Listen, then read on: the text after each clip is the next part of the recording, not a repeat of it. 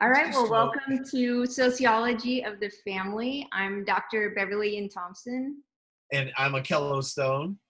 and we're both professors who teach sociology of the family and friends. So we thought we'd come together and talk about this textbook we're getting through called The Family.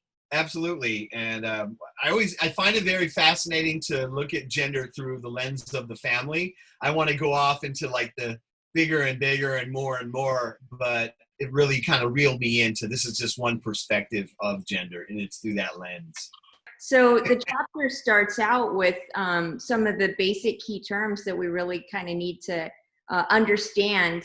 And they seem kind of simple at first, but there's a lot of complexity to all these concepts. So you have a sex, a biological determination of whether you're a boy or a girl, and I'm using those because those are what our society recognizes, boy or girl, both in terms of gender and sex. So there's a kind of a combination. But then there's sexual identity that basically says, I recognize that I have this body. Then there is a gender identity, or I'm saying there's gender, which is kind of the social construction of what does that mean to have a physical body that people associate with men or women, how we're perceived. Then there's this gender identity, with a realization that there is, and for many people, there is a relationship between how we see ourselves and our body and how other people see us, kind of the trifecta approach. And then gender expression is how people express that, how they behave. What does that mean for them? Right. So gender expression could be quite varied because, of course, lots of people who feel comfortable identifying, female or male, how they then express that is going to be on a wide continuum. And for men have a less flexibility in their gender expression. If men and women specifically were that different, then we wouldn't have to really put all this effort into making the distinction between the two because it was obvious. And so the chapter points out that if we think about the fetus before it's gendered or sexed is female, and then it's washed in a hormone that makes it male or female. Babies are first born, they look pretty identical. Like you cannot look at a baby and then tell if it's a boy or a girl. And so that's why the parents use all these colors and all these decorations to signify the gender. Well, definitely in terms of prepubescent children, their bodies look the same, and we just adorn them with different clothing, hair, all that. We create that expression for them, but there's no breasts, there's no hips, there's no facial hair. I mean, their bodies are the same. And, I've even had discussions with students. It's like, if I line 4 babies up on this table and just put a diaper on them, like a white diaper, there were students that would argue with me that says you can tell the difference between a boy and a girl. And I said, no, you can't. You cannot. You, in your mind, you are, because they've been communicating that to you. Once you know the gender, it's over, right? In our culture, we think that, part of being manly is being tall, dark, and handsome. So men have to be taller than women, even though biologically they may not be. And so therefore, culturally, men and women pair up to reconfirm this distinction. 4% of men have, it said in this figure 5.1, at random, you would find that 8% of the men have taller wives. So this is really a social construction that is so strong in our society that men must be taller than their wives. And I think that there are evolutionary biological roots to that in terms of mate selection, taller being stronger. But in the modern day, height is not going to determine anything for you. So then now I think it has become a result of the social construction, because a woman probably knows that tall men have greater advantages than short men in sports, in politics, in business. The tallest man still gets benefits. I'm average. I'm 5'9". My mother was 5 foot. My father was 6 foot. I wanted to be as tall as him. And then on the other hand, for tall women, their positions awkwardly in society too, because then they have this more powerful, grand stature, whereas women are supposed to be smaller than the man, more petite, and so on. And especially if she was taller than the man, then it might be an awkward situation. Perhaps taller women are discouraged from wearing heels or so on. Culturally, we think about men being physically stronger than women, but this chart is pointing out that in every single age category, men die at higher rates than women. And so they're saying that if this was our measure, that women actually are stronger because they live longer than men in every category. I can take kind of almost the social psychological support is women's ability to express emotions and cry and, you know what I mean, have like the normal processes to alleviate tension, which could become cardiovascular disease, which it does in men from repression. But I also think in the aggregate amount of all the data, men take greater risks with their life. They, have occupations that have greater risk. And so there's a greater likelihood from a statistical compilation. The social context and the biological context are both reinforcing the situation. Like, for example, if we think about, car crashes or murder, statistics like that would also be higher for men. And so, like you mentioned, men taking higher risks and higher death rates for young men, especially, who wouldn't otherwise die from health complications. The chapter points out that intersex people are about 18 out of every 100,000, and so that's 0.018%. So this is a very small number. Perhaps they have genitalia that's ambiguous, or perhaps they have different chromosomal situation that's not apparent and that the family doesn't find out about until many years later.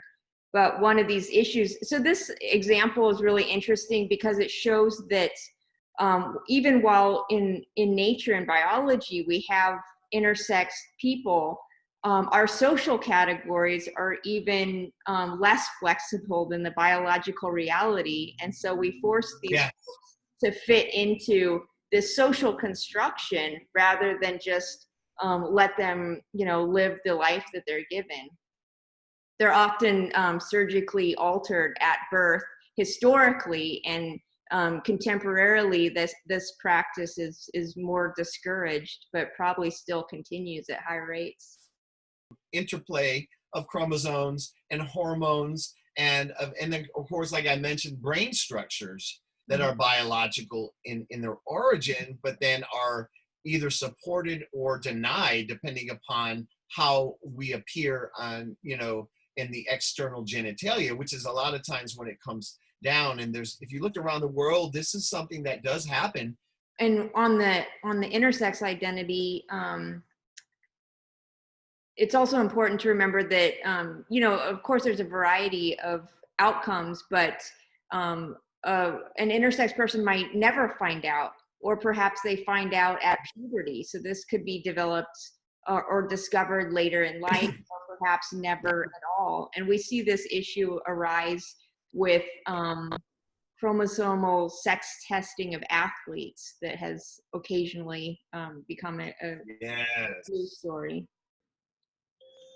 From the start, Semenya's career has been defined by two things. Brilliant run for the South African. Winning races and defending her identity as a female athlete. She's breaking away. Back in 2009, she won the 800-meter World Championship. Semenya looks over her shoulder, and she's away. But soon after her victory, sports authorities began questioning whether she was, in fact, a woman. They are looking for proof that South Africa's golden girl is not a boy. There is doubt about the fact that this person is a lady, is a woman.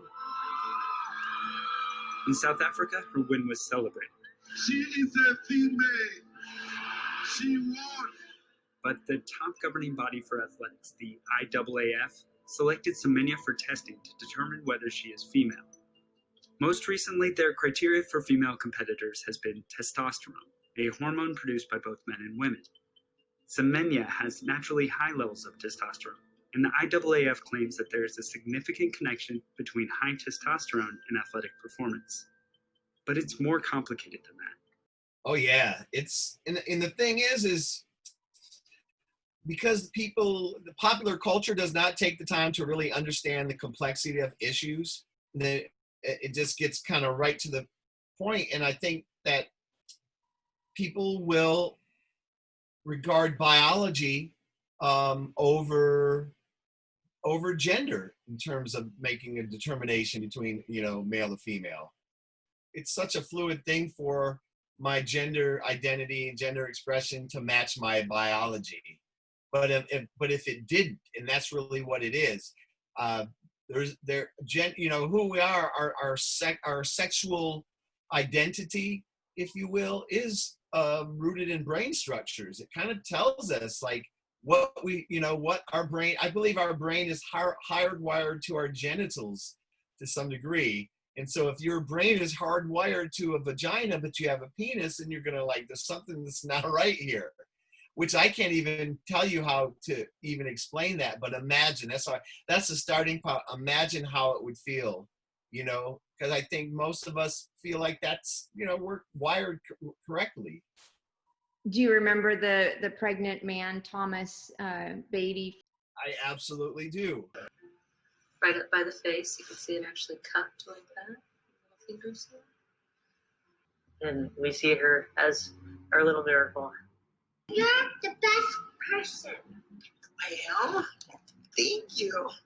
I'm doing surprisingly fantastic, despite, lots of things that are going on right now.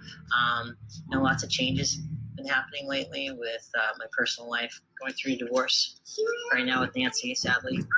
I am completely devastated over the loss of this marriage because she was my best friend, but it just goes to show that we're just like any other relationship or marriage, and we tried very hard to make it work, but ultimately the best thing for the both of us and for the children at this time is for us to go our separate ways. And that's where I say, and that's why, my understanding is you could be a gender male, or you could be a gender and consider yourself a man, but then biologically you have female organs and female reproductive system. But in my mind, you're still a man because that is a gender term. So in contrast to intersex, transgender folks are estimated to be about 1 out of every 200 American adults. So this is a far greater number and a far greater Absolutely. issue. But for transgender folks in particular, they're really affected by our social norms, our social policies, because, for example, transgender people historically, this was considered a mental illness, so they had to struggle to get it removed from the DSM. Now it's still considered a gender dysphoria if your gender orientation is causing problems in your life. And transgender folks, if they do want to transition, might have difficulties getting the hormones or surgeries that they want. And especially a huge issue is getting that ID card so that it matches gender identity. And these are all like political and policy issues that are affected by our society. And so, this category is really affected by our social institutions. Chapter talks about masculinity and femininity. And one of the things that gets overlooked when we, in our gender studies classes and women's studies, is with this overemphasis on looking at women and women's inequality and when women's gendered behavior. And so we cast less light on the social construction of masculinity. And so now there's a lot more literature on within the field of masculine studies and understanding how this masculine identity is really constructed, through our gender socialization, through our media. But we do need to really talk about masculinities because this is where a lot of our social problems are rooted in when we look at, violence in our society and gun violence and wars and so on, we can trace that back to a particular gender orientation. Campuses are the classical location of what I call Guyland. And what I found is that this new stage of development is characterized by two things: dramatic gender inequality and the desire on the part of men to prove their masculinity. That is what characterizes Guyland. The subject matter of masculinities is really misinterpreted, even in academia. It's really misinterpreted, and people think, you don't need masculine studies, it's already a male-dominated society. I'm like, you're missing the point. The idea is, what are we doing on the back end to reduce domestic violence rates and like you just said, all those things is because men don't even understand why they, I think it's almost like I feel like some men get trapped into this particular role so much and it's affecting society in hugely difficult ways. Boys and young men learn early on that being a so-called real man means you have to take on this tough guys. In other words, you have to show the world only certain parts of yourself that the dominant culture has defined as manly. You can find out what those qualities are if you just listen to young men themselves. A real man is physical, strong. And just as most young men know what our culture expects of a so-called real man, they also know very well what you get called if you don't measure up. To be a real man, to be tough, strong, independent, respected, means fitting into this narrow box that defines manhood. The terms that are the opposite of that, wuss, wimp, fag, sissy, are insults that are used to keep boys boxed in. So if you're a boy, it's pretty clear there's a lot of pressure on you to conform, to put up the act, to be just one of the guys. And also to be a man is to be over a woman, to be dominating over women. It's this patriarchal kinds of ideas. And so therefore masculinity gets tied into this domination of women. And so this is one of the real problems we're addressing when we talk about gender. When women take on male occupations or male dress, or become more powerful, more like men, as we might say, that's looked well upon, because of course women should aspire to be men, because men are what is valued in our society. And we can see how we devalue femininity in women when we consider the idea that a man might want to become a woman, or might become more like a woman, or to act like a woman. That's an insult in our society by calling them women and by calling them derogatory terms for women. And that really kind of sheds light on how we view women in our society. And the chapter also talks about religion. And they talk about how in general religion is a conservative force, but it's also interesting how they talk about the different reforms that are taking place within all religions and within the people of those religions, and how they try to challenge and advance the norms within every religion. And so I think that's really important for us to consider, is that religions are not homogenous or just one thing, that every religion is dealing with gender norms in their own way.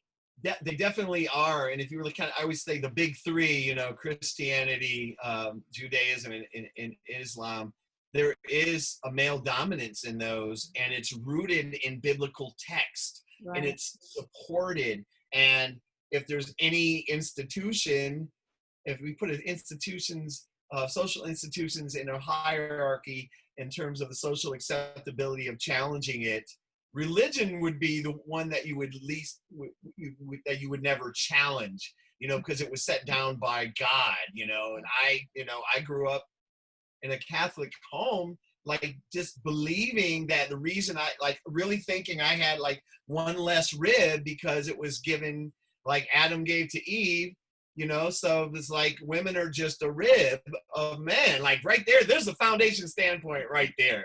Garden of Eden, Adam and Eve, you're a rib. And I was like, so right there, you don't even have, again, I hate to say it, but you are, as a boy, you are raised to believe that you are more important because this girl, it was a rib. That's deep, right? Yeah, that's interesting.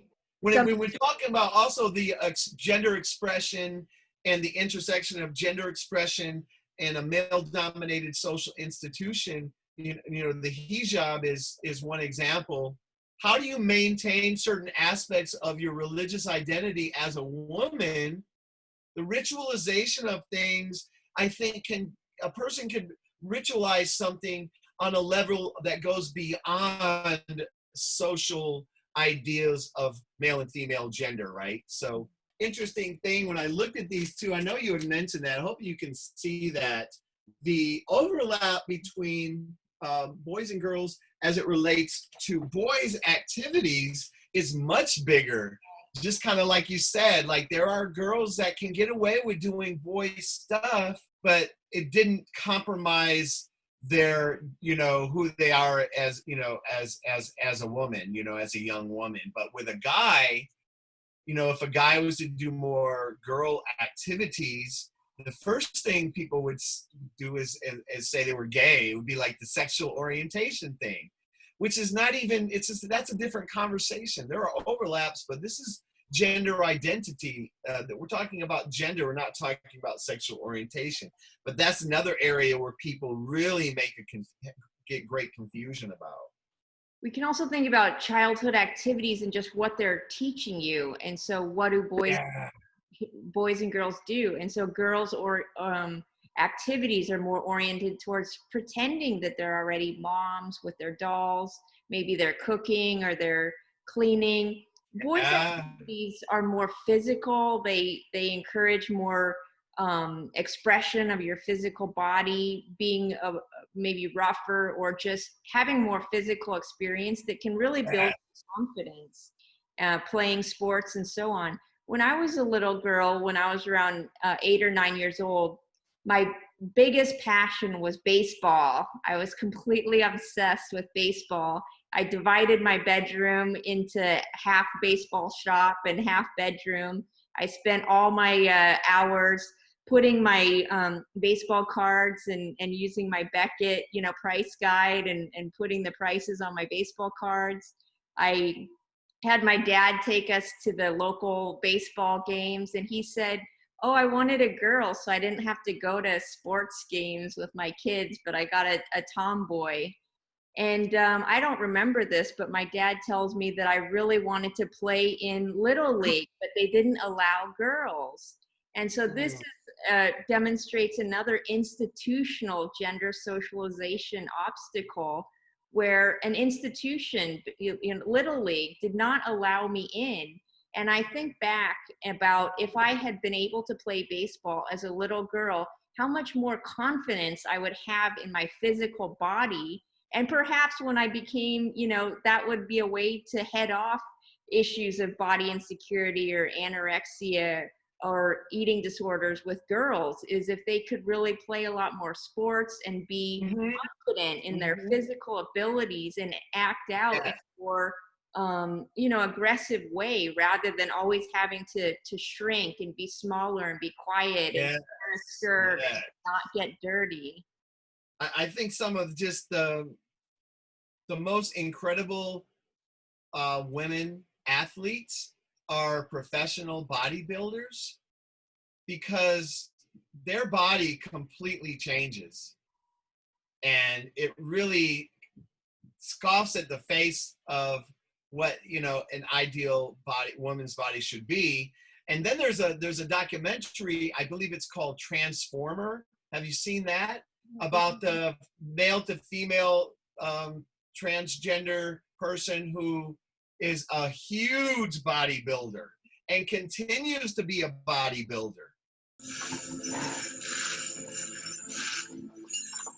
From as far back as I can remember, I've had two desires: to be strong and to be a woman. I just never knew how I could have both. Growing up basically poor white trash, I definitely had issues with feeling less. I hated that feeling of vulnerability and weakness. Grand Rapids Championship, Matt Kozalewski.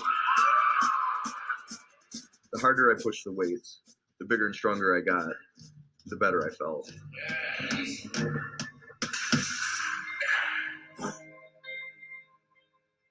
was a whole bunch that was missing.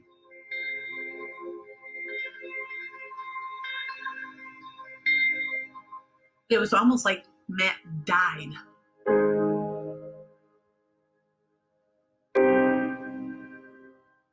If you show up here in long hair and boobs, I'm going the other way.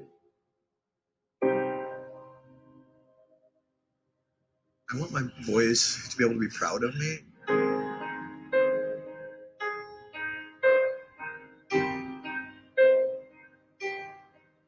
I don't think I'm comfortable as an extremely muscular woman, but as a guy, that's the only way I'm comfortable. Let's go, man. Come on. There's just this feeling of being pulled between two worlds. Hey, lovely to see you. Yes.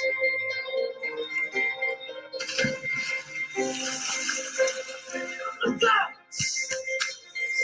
Oh, there he goes! How am I ever going to find peace being comfortable in my own skin?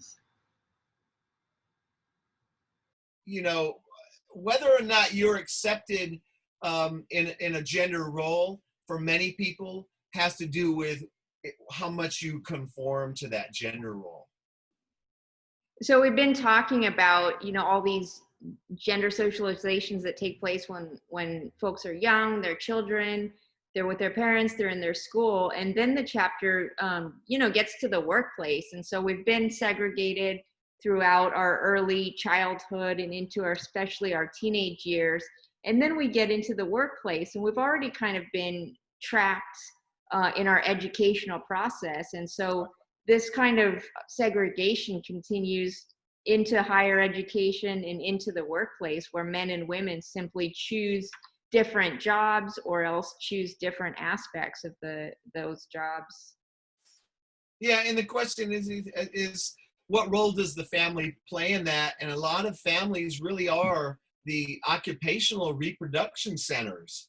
You know, it's the expectation that your child of, you know, like if you're a dad, your son is going to, you know, follow in your footsteps of your occupation. It's kind of the tracking that happens after that, in the same way for like mothers and their daughters. And if the mother does not work, or, you know, or works in the home, unpaid work in the home, there may be a grooming that takes place to ensure that the daughter knows how to do those things, with the expectation that that's what she's going to be doing. And so on page 188, they start to talk about these gender segregations in the workplace, occupational segregations, and they have some infographics on male-dominated fields and female-dominated fields and talk about the percentages. And then they have the fields in the middle that are roughly equally comprised of both men and women. It plays itself out when boys see nothing but secretaries who are women, nothing but, you know, kindergarten teachers who are women. They're going to say, I couldn't pursue that. That's a woman's occupation, and vice versa.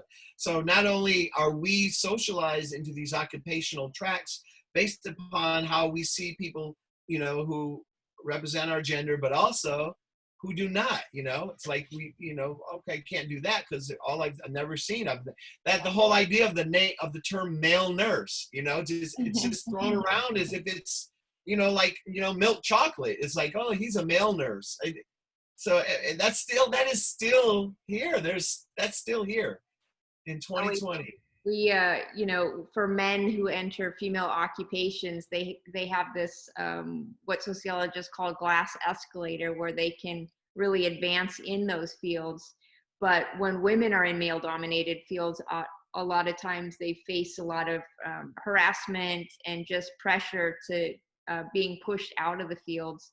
Speaking from a cisgendered man's perspective, and how I was raised was, like, the more money a man gets paid, kind of the greater levels of his manhood, his masculinity score goes up, you know. So it's not even just about expression and behavior and what you wear and what you do and how you do it, but, you know, if you're not making a certain amount of money, you definitely, as you're raised to believe you definitely have to make more money than a woman, than a wife, than a girlfriend. You definitely have to make more than that. Absolutely. I mean, you mentioned before, and over our conversation of the chapter, we see that in every stage there's this very forceful gender socialization being imposed upon us from the outside, and it starts even before we're born, and so we're really kind of powerless. We enter into the system, and you aren't even going to have a critical analysis of it until much later in your development. And so it's really difficult to differentiate what are these social norms compared to who you are really as a person underneath it all. But we see that, it's a challenge that you really can't get outside of in this culture, and that it's something that we just have to kind of manage at every one of these levels, in our families, in our education, in our occupations. But we see that they have real world outcomes as far as what jobs we end up in, what kind of families we end up in, and how we feel about ourselves and our bodies. Also, there's a balance, isn't there? You think you want to just can live your life any way you want and do anything. It's just not going to happen. There's a certain need in our society for a level of conformity that creates belongingness, and even countercultural communities have a degree of conformity within their group, right? But then there are some people who are completely so disconnected from who they really are, and they play those roles so long that they've internalized it to the point where I still believe that lingers at the unconscious, the subconscious. It lingers there, and it manifests in our behaviors. It's almost kind of like when they talk about like homophobia could be rooted in someone who's, not being true to who they are. So in the same sense, I think there are men who are forced into these toxic behaviors, because they've been rewarded for so long. And then when you become an adult and you're like me, I'm 50, I'm like, I'm a grown man now. I can, I am not going to, I know who I am, right? But if you're reached the level in your life and you still don't know who you are, that could be a great level of frustration. So start early, getting to know who you are, accept people as they are and as they present themselves, and spend your time like learning how to cook something new or something instead of worrying about other people's self-definitions. You feel me? Talking about gender specifically really points to the human nature of wanting to conform to the group norms. I mean, no one wants to stand out and be made fun of and made to be not part of the group and looked down upon. And so we really want to conform to our societal expectations. It's just such a powerful force. It absolutely is. But I mean, the fact that we're sitting here talking about it is, while we can't change the world, we can still have really rich discussions about it, and and then make little micro decisions every day that sit well with us. We could go on all day about this very interesting subject matter. And I hope that those of you that are watching really, get a better sense of gender as a result of this co-lecture.